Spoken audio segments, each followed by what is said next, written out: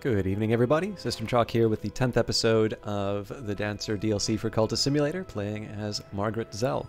So we're continuing on where we left off. Well, obviously, if it's part 10, but we had been doing a performance at the Gaiety Theatre, and we had an opportunity to do something a little bit extra.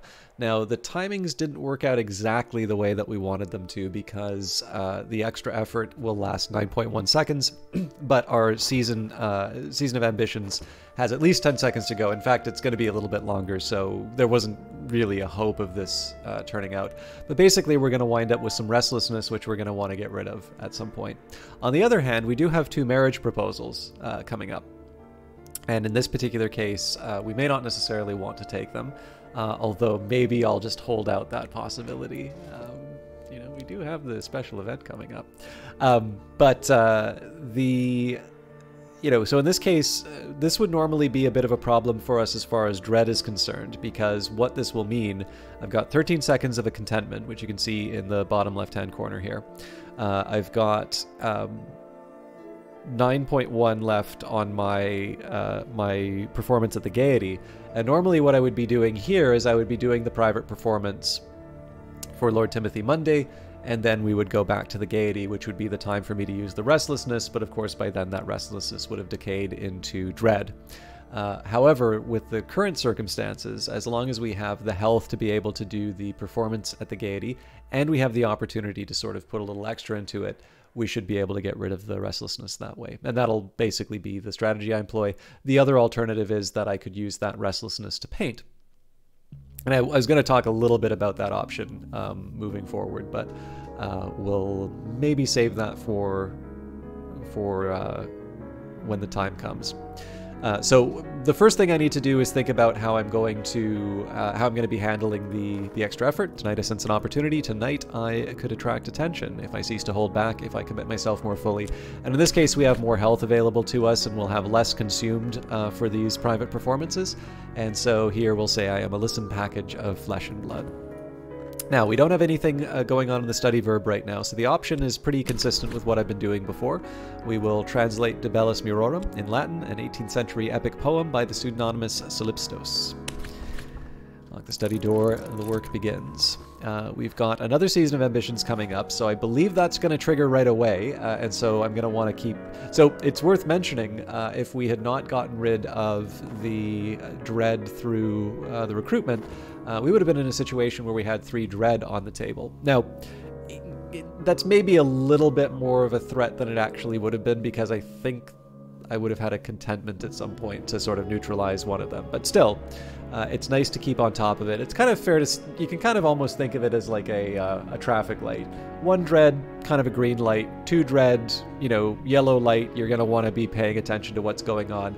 3 dreads, red light. Effectively, you are going to want to deal with the dread before anything else. Otherwise, you're facing a game over situation. And obviously, there's an analogy there for fascination.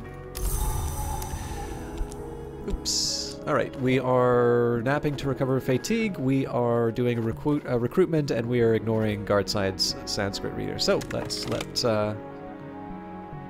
time go by.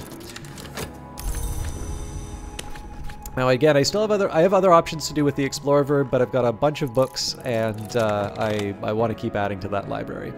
So we perch on alarming Rietveld chairs in a windowless auction room with vividly burnt orange walls, waiting for the auctioneer to announce what he's offering. The reek of new paint makes the brain spin.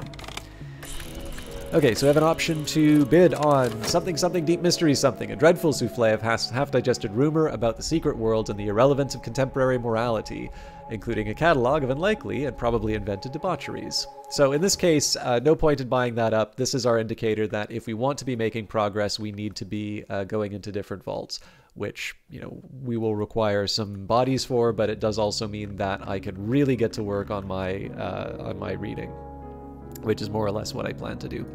Although I may switch a couple things around. So we're going to take out the Viennese Conundra. We'll put... Oop, not traveling at night. Well, we can still put traveling at night, but... so this is Locksmith's Dream. So this is volume 2.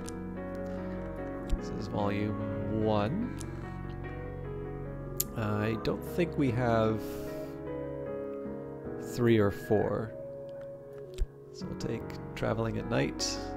You don't actually have to read them in order, but it feels weird not to.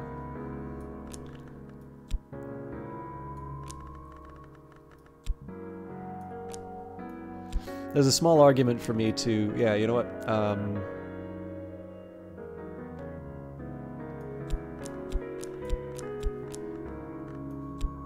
going to let the histories go right up front. Because normally what happens is I read these books too late, and then they just sort of sit unused for such a long time.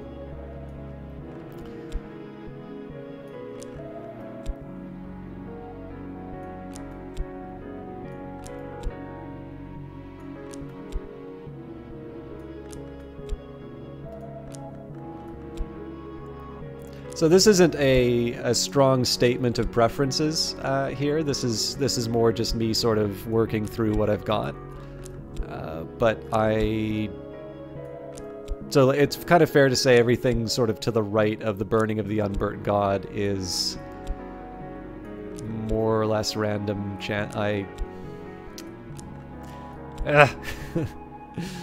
okay. It's more random than anything. Like, there's a little bit of an ordering to this, but nothing ridiculous. Actually, it did occur to me that the Viennese conundrum was actually something that I had in the original list. Yeah, don't take too much. So there's a, well, you know, I can talk about. I won't spend too much time talking about it, but there's a couple of details that I can talk about. So I'm putting the Secret Histories first just because when I normally play this game, the Secret Histories books always wind up read too late. I've already got a big stack of you know, occult scraps or whatever, and they're not useless. Like, I can use the study verb to upgrade them and such, but in the end they just don't get used. Like, the use of them is not as efficient as it could be, so I'm sticking these ones right up at the front. I'm pretty sure at least one of the Locksmith Streams books give you erudition. It's possible that they give you more than one. So I'm basically putting the Christopher Alopoli and Teresa Gallagher books together. It just feels right to do, right? This is just me being a Cultist Simulator nerd and liking, you know, liking that alignment. I'm putting Kittling Ripe and the Viennese Conundra at the front because those are Moth. Those are most aligned with my, you know, with my chosen principle. And so in that particular case, that's something that may potentially allow me to upgrade followers higher than what I normally would. And then Burning of the Unburnt God, I think, is usually the first one that gives you a ritual. Now, chances are I'm not actually going to do the ritual, but again, it's just, you know, it's I have options when I do that. And then everything sort of to the right, it's not Moth, it's not tied sort of thematically to things that I'm interested in, and so it's just kind of put in a big pile. And I don't really want to spend the time fiddling around, so Deoris is not at the front. But obviously, because it's a Moth book, I would have put that on the top. I'm safe for now. My adversary has not enough evidence to bring a case against me, and they found no new clues. Oh, you gotta get back in the audience. I guess they were here originally. Tonight they'll notice that. Okay, so I have a few options available to me as far as health is concerned. I'm not 100% sure what I'm going to do yet, but yeah, so Nicole and Lord Timothy Monday are not options anymore, so we'll head back to the Gaiety. We'll keep making some money.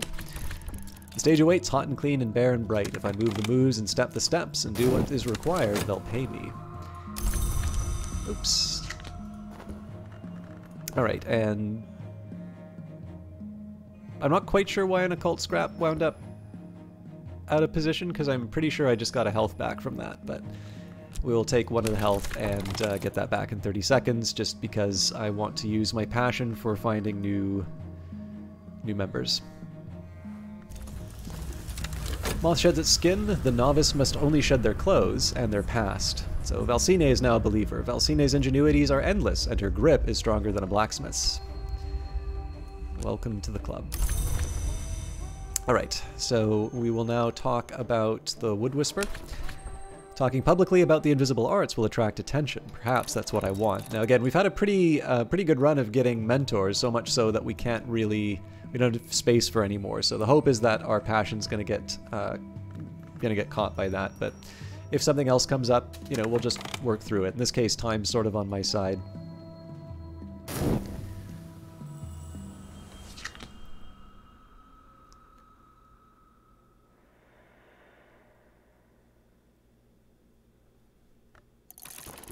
I haven't won the auction. The auction is over. The lot has gone elsewhere. I retain my funds. Okay, so a couple of options available to me for the Explore verb. Now, we don't really have any other locations to be looking for right now. I sometimes want to use someone like Rhaenyra to just kind of do extra things, but in this case, I think it makes sense to start looking for some vaults. So we will seek out secret places in the city. There are places in the city where I can find extraordinary things if I can sift the clues out of history and rumor. And I always kind of like thinking, like, one of the neat implications here about the occult scrap. Oh, Lord Timothy no longer sends me his little notes.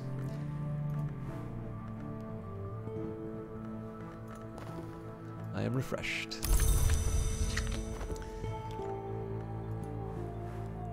So I'm just trying to think if there's anything I can do with these right now. I'm pretty sure I can't do performances, and well, we'll see. We'll see where the details go here. The same self. I am no further along my path of change. In the movements of the secret forms, I must find my lesson.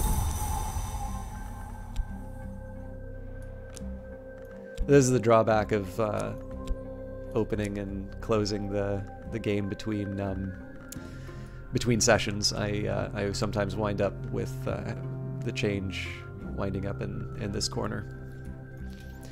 Okay, let's go to the wood. Now I pass between scarbark trees. The moon passes behind branches, though her fingers remain in my hair. I'm now stumbling over roots. It is tempting to drop to all fours to avoid the low branches. Pale wings move deep in the night. Tonight I sense an opportunity. Tonight I could attract attention if I cease to hold back, if I commit myself more fully. So in this case, this is what we were waiting for with the restlessness. In truth, I also just like being able to maintain, you know, my wealth. But tonight they'll notice that. Alright, I prepared the text for study. So we've got De Bellis Murorum, a 19th century epic poem by the pseudonymous Solipstos. More importantly, we've now reached the end of sort of... We've reached the end of all the excuses we had for not reading books, so we're going to just do a big study session. I suppose it's appropriate now that we've been sort of decoupled from our benefactors, but I'll wait until the window's closed with Nicole before. There's a couple of details I wanted to say about this, which I'm kind of interested in. The Queens of the Rivers, a surreal contemporary play by the enigmatic Monica Medina, in which the Queens of the Rivers are murdered one by one. The Queen of the Vistula is poisoned. The Queen of the Napier chokes on a fishhook. The Queen of the Tagus is burnt alive. And again, I apologize, I'm not from Europe, so the pronunciation... I could probably find most of these on a map, but I definitely cannot pronounce them. I guess more of us can probably find the Dnieper on the map than previous. Tonight they'll notice that. Alright, so I would expect that there's nothing that can be done with, Lord Timothy.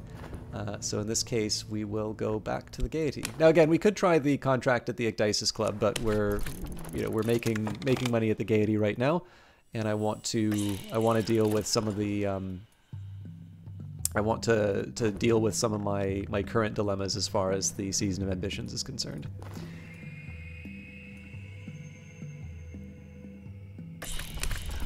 Come with me. We found another acquaintance.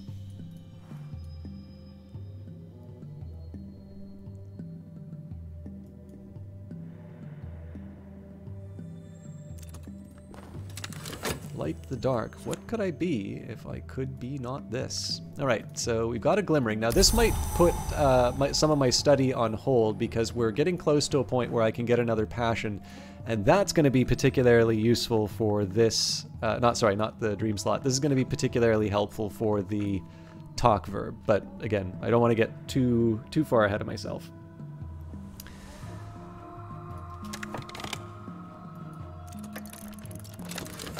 This place merits closer investigation, so this is the Forgotten Mithraeum. I think I'll just stick it here for now, and we will explore with one more occult scrap. There are places in the city where I can find extraordinary things if I sift the clues out of history and rumor. One thing I was meaning to say a little bit earlier was that I always kind of like the idea of thinking of the occult scrap as being, you know, if you can think of... I don't know if this is... I kind of feel like all kids have some version of this, although maybe it's not as... maybe it's not as direct as the Hollywood version.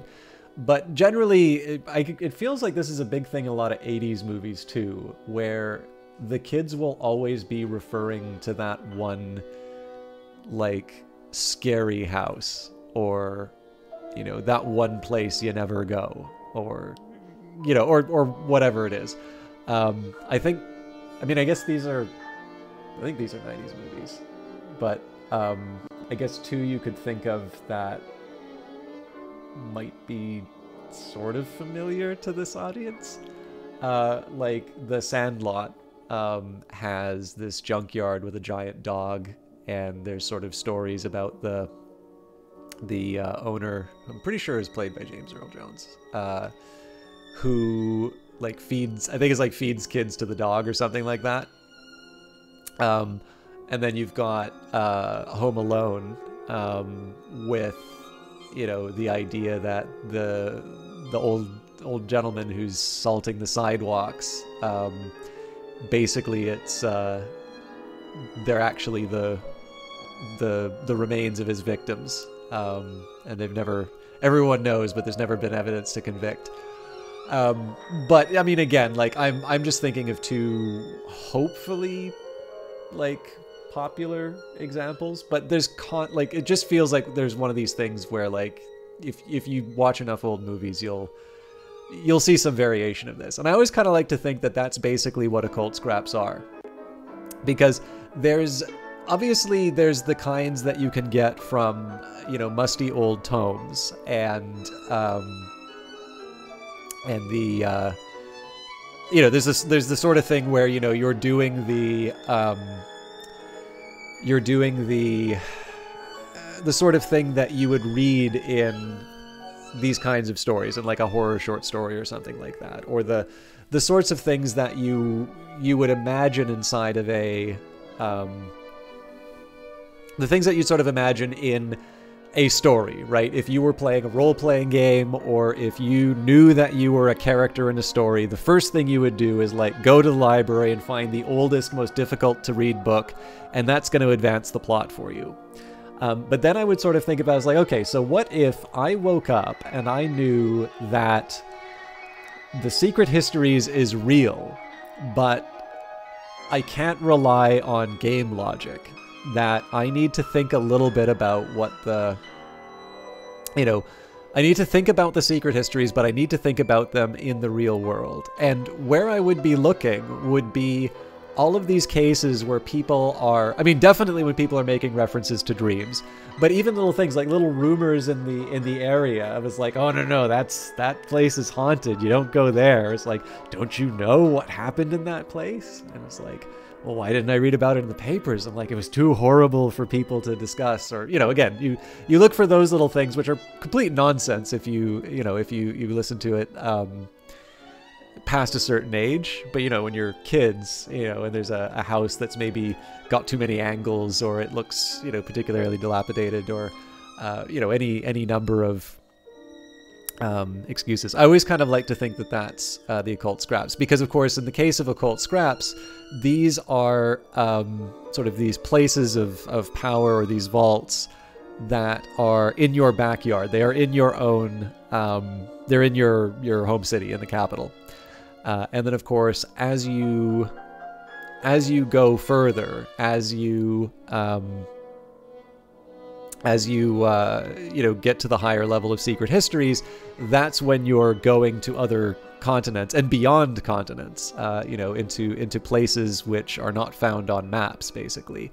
And I always like to think that there are still equivalents of occult scraps in other parts, in like on other continents, but you don't bother looking for those vaults because those kinds of vaults do not merit the effort that goes into mounting an expedition. Whereas going into, an ancient, going to an ancient telescope and the library that was there, that's the sort of thing that really does merit all of the time and effort. So that's one of the ways that I sort of think about this stuff. It may be, some people probably can go by and not really think too much about what occult scraps are, but I always kind of like thinking that basically if we were to be living in the world of Cultist Simulator, that essentially the way you'd find occult scraps is every once in a while, if you just, follow up on one of those rumors you heard when you were little, or, the old wives' tales or whatever, you'd actually wind up, that would lead you on the path to finding one of the vaults. Okay, let's try the Temple of the Wheel again. Hey, peculiar rumor. Game really wanted me to have that one. I came to the Temple of the Wheel, that high and jagged rock, that memorial to dead gods. Those who take their own lives sometimes first cast themselves from its peak in a dream. I found another sleeping soul, scratching the sign of the eye into the lichen in its peak. I do not recall what passed between us, but I will recognize their face in the waking world. So I'll set that aside. I'll probably use this with the Explorer verb. This, of course, has a danger because I don't have that much mystique, but...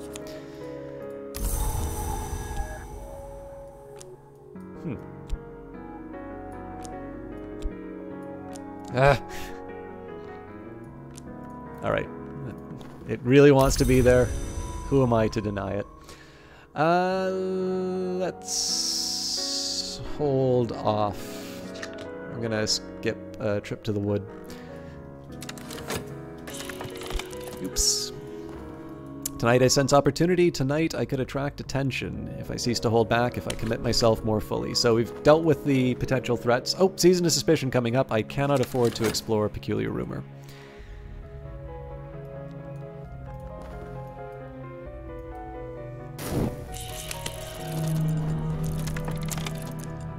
The culprit, it transpires, is the audience. The Oh, let me just make sure. Yes, I did read that. So, the culprit, it transpires, is the audience. The surviving queens are directed to execute whatever audience members do not escape. A surprisingly lucid epilogue suggests that the correspondence of river names with historical events does provide clues to secret histories behind our own. So, in this case here, right, this is definitely not the following up on a rumor you had heard from childhood. This is definitely something that you're learning inside of a book, but I still maintain that everything I just said in terms of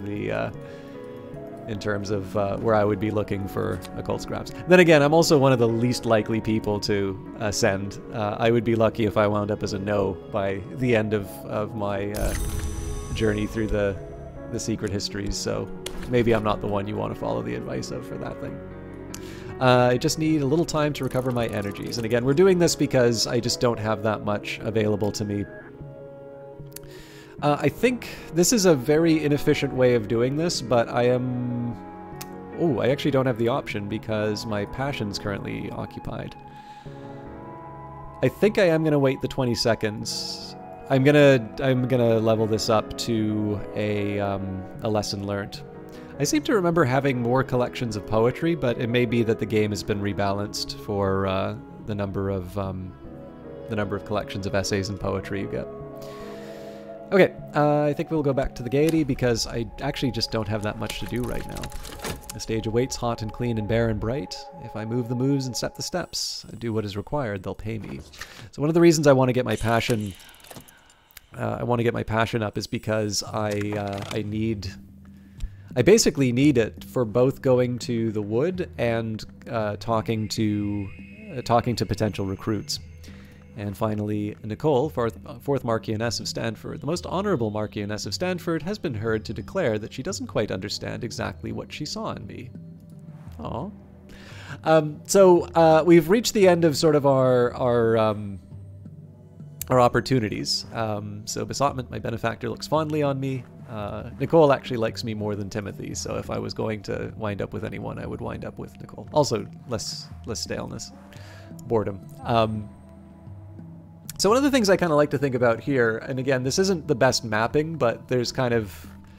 I sometimes like working this out. Like, I've never had these kinds of suitors coming after me, right? But I do kind of like thinking, you know, with all of these funds and that, like, part of this is really just the process of working, like, minimum wage jobs and basically trying to make sure that I've kind of got enough to keep going while I'm trying to get an education. Now, admittedly, past a certain point, you know, I wound up with better... well, I guess that's not entirely true. I didn't work that many minimum wage jobs. I worked minimum wage jobs while I was trying to establish myself in another career, and then when the time came to go to school, I actually did have better work. But the idea here is, right, that you, when you don't have those sorts of skills, or you don't have those kinds of opportunities, because sometimes you have the skills and you just don't have the network, but basically you are putting in the time in a given job, and you're building up those foundations. And in this case here, we had some options. We could pursue the life of comfort with Nicole or Timothy, and in this case basically become a bit of a prize.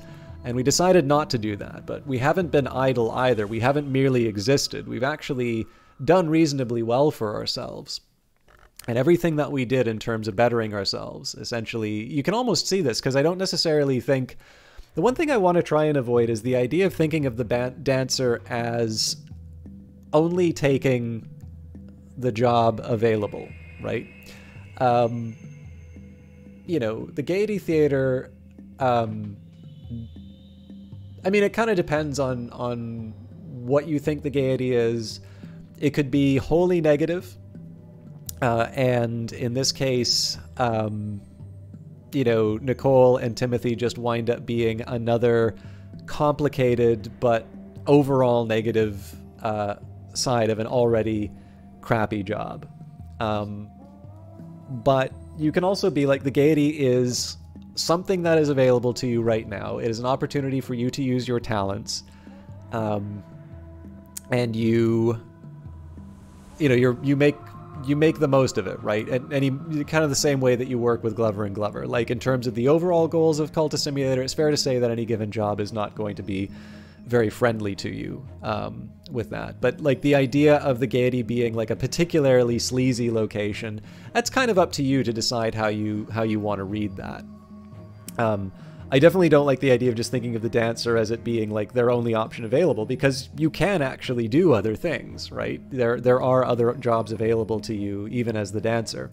But what I do like is the idea here that Margaret here has had the glimpse at Nicole and Timothy and the life that offers, but also part of being able to make the money from these two is, you know, she needed to improve herself, right? Get the health up, get that flawless physique, read more, be able to, you know, have the passion or the vitality or the health in this case, you know, the passion, the health, the reason, be able to kind of carry on the conversation, be able to entertain the guests. And the money that was given as part of that didn't just go into covering costs, and it wasn't just living the high life. This went into moorlands. This went into pursuing these other interests, these glimpses into the other world that she was given earlier on. And instead, this is actually a very conscious choice of saying that she is more than just an opportunity to be a trophy, and that by having these doors closed, by specifically rejecting the marriage proposal, this is the catalyst that is saying, you know, I've been collecting this, right? I've been buying these books that I've been meaning to read for a while, or, you know, some of you may like, I'm not a particular fan of this service, but I understand it's very popular, and I certainly don't mean to suggest that, you know, if people like this, it's, you know, that's a bad thing.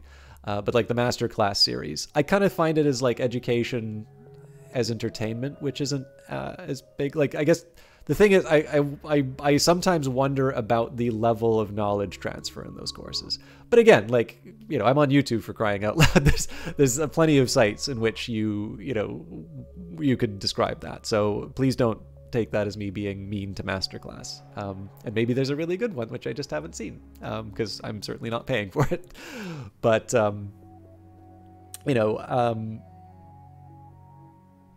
it is definitely very fair to say that people who have certain types of ambitions, you know, this could be somebody maybe wants to make a business for themselves, even a small business, right? You don't have to think of it as being some like big VC thing. But they're always buying business books, and they know all the quotes, but they never actually made something. Or they want to be a writer, and they've got tons of writing books, but you don't actually see them writing. Or photography was a big one for me. Again, probably just because of where I was. But like, there's the type of person who goes out and takes photos, and then there's the type of person who will go on internet forums and talk about why Canon is so much better than Nikon, or the other way around.